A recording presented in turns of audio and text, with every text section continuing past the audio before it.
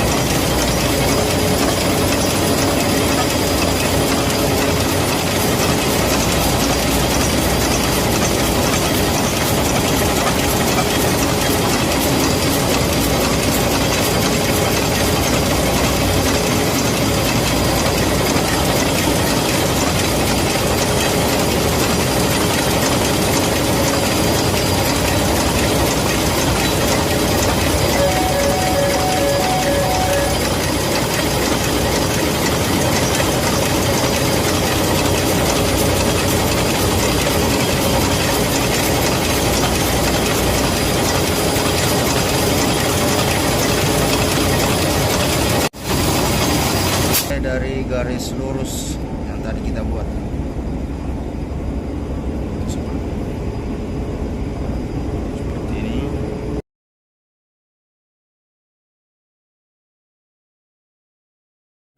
So this is the case है guys, you can see like combustion एक normal हो रहा है। ये पी कॉम्प का लाइन है, मैन्युफैक्चरर ने जो डिसाइड की है, और ये कंबशन की लाइन है, पी मैक्स की लाइन है, और ये पी कंप्रेशन की लाइन है, कंप्रेशन प्रेशर और maximum pressure. So as you can see जो कंप्रेशन प्रेशर और जो पीक प्रेशर है, they are within the range. Okay, so guys, in case B you will see the compression pressure is the same, but the Pmax is little higher, and if you will see compared to the last diagram, the Pmax is higher because the injection is earlier. Okay, since the injection is earlier, the exhaust gas temperatures are lower now, so this can be corrected by the fuel quality setting for the lower CCI fuels, and also by the injection timing. As you are seeing guys, in this case C, the compression pressure is same, but compared to before, now we have a lower Pmax. Well, this may be because कि आपके fuel injector may be the there is too much carbon accumulation, or your holes are worn of fuel injector, or sometimes due to the faulty valve suction or delivery valve springs of the pump, or worn out plunger barrel, or due to the late injection. Okay, you will have same compression pressure but lower Pmax. As you can see in case D, the compression pressure is low, and due to that we have a little earlier ignition of the fuel oil.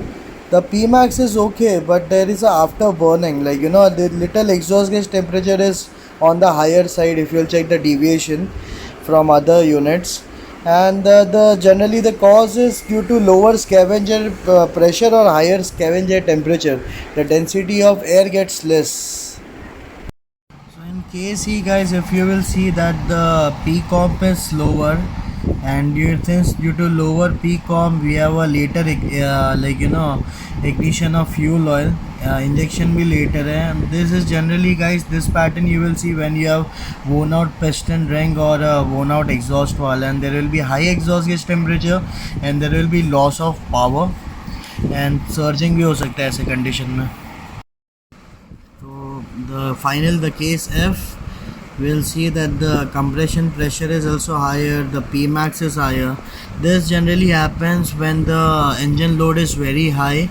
हम बहुत ही higher load पे चला रहे हैं, अब more than 95-100%, तो वो cases पे हायर Pmax और higher compression pressures guys observe होते हैं. But if we go above MCR, if we overload the engine as whole.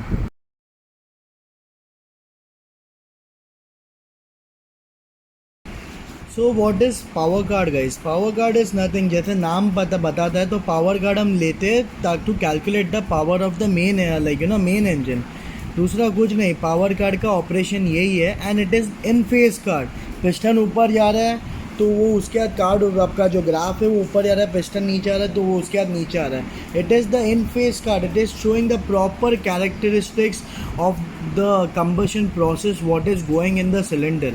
वो सिलेंडर के साथ साथ ही चलता है ये card. Okay, so let's see कि हम जैसे हमने वीडियो में जो देखा था पहले कि वो हाथ से खींच के ड्रॉ कार्ड ले रहा था, तो instead of, sorry guys sadly I don't have the video, तो वो जो स्ट्रिंग होती है जनरली जो फ्यूल पंप होता है ना, फ्यूल पंप के बाजू में एक लेट्स से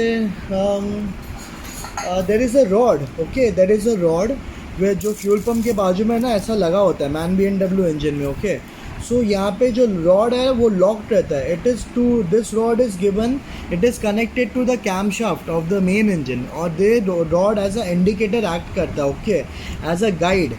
तो जब आप वो जो स्ट्रिंग है जो वो हाथ से खींच रहा था, वो जो स्ट्रिंग को आप ये हुक से कनेक्ट करके और इसका लॉकिंग अरेंजमेंट निकाल दो। So now instant of pulling it with hand, this is going up and down. Okay, तो वो जो स्ट्रिंग है वो भी अप एंड डाउन हो रही है, और वो ड्रम है आपका वो घूम रहा है कंटिन्यूसली, और वो जो डायग्राम है पावर कार्ड का वो ट्रेस हो रहा है। So this is how you take a power card का diagram. It's very easy guys.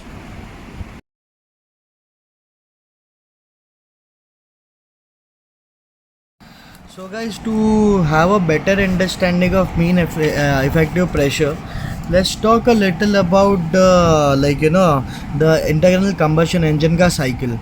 So basically pressure volume cycle. So basically जब हम compress करते हैं, so if you'll point see near the graph C, तो compression में ये stroke होता है, compression stroke में this is the line of compression. Okay, so the work done during compression is area under the graph, this graph. And when जब combustion होता है, when the piston is coming towards its downward stroke, this is the work done by the piston. So this is negative work because this is being done by the engine, and this is the what engine is getting in return by the combustion. Okay, so this is the positive work. So negative work minus the positive work is the effective work which we are getting. So once you take the power card, so this diagram is being obtained. Okay, so when you get this diagram, so you calculate the area under this curve using planimeter. The fixed point को यहाँ पे रखते हैं, and using this point you trace it on the diagram, and you can read the area through the meter which is placed over here. Okay, so guys, mean effective pressure है क्या? A is the area of the diagram millimeter square में, L है length of the diagram. So A by L करोगे ना, area को जब length से divide करते हो जब, तब आपको हाइट मिलता है डायग्राम का मिलीमीटर। तो वो जब हाइट, तो जब स्प्रिंग कांस्टेंट क्या है, वो एक स्केल है, तो वो बोलता है कि 1 मिलीमीटर के लिए 3 बार। ओके, ये आपका स्प्रिंग कांस्टेंट है। सो अगर आपका जो हाइट ऑफ द डायग्राम है, फॉर एग्जांपल आपको 5 मिलीमीटर मिला, तो 5 मिलीमीटर इंटू 3 इज़ 15 बार। सो आपका मीन इफेक्टिव प्रेशर हो गया 15 बार। ओके, सो बेसिकली ये आपको क्या बता रहा है कि 15 bar of pressure is acting on the piston.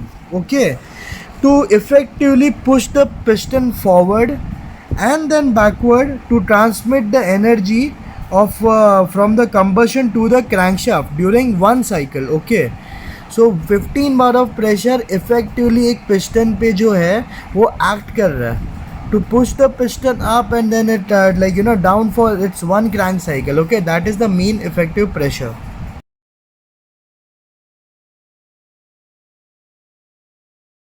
So this is the case A guys. So in case A you can see जो आपका इंडिकेटर डायग्राम है, पावर कार्ड जो है वो है, उसका पार्ट है ऐसा। ओके, जो TDC जो पार्ट है, that part is missing, and this part is missing because the string वो जो पुल कर रहा था हाथ से, जो पहले आपने वीडियो में देखा, वो स्ट्रिंग जो नीचे जो उसके जो गाइड को लगा है next to the fuel pump, that is too long.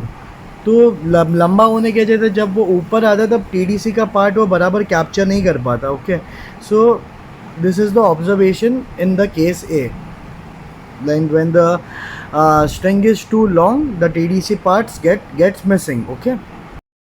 So unlike the last diagram in case B, now instead of TDC you will see the BDC part is missing.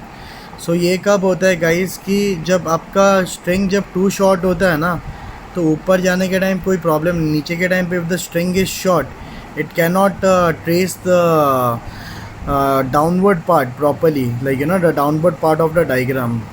So this is what you will find if your string or cord is too short, your BDC part will end up missing. So make sure guys, whenever you are taking your power card or draw card, especially in power card, आपका string का length बहुत important है, a right string length.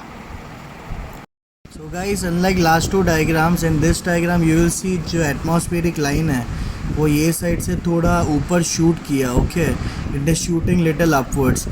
तो this means your atmospheric line ये जो है ये false है, like you know, this is not true, it is not straight.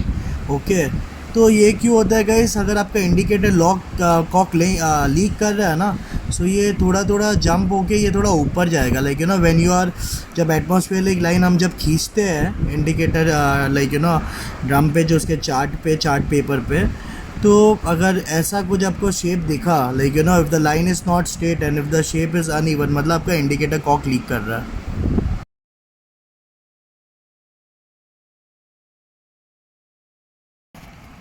So guys, indicated power का तो सबको फॉर्मूला पता है, PMLAN. Okay, so mean effective pressure तो मैंने आपको पहले एक्सप्लेन कर दिया कि क्या होता है.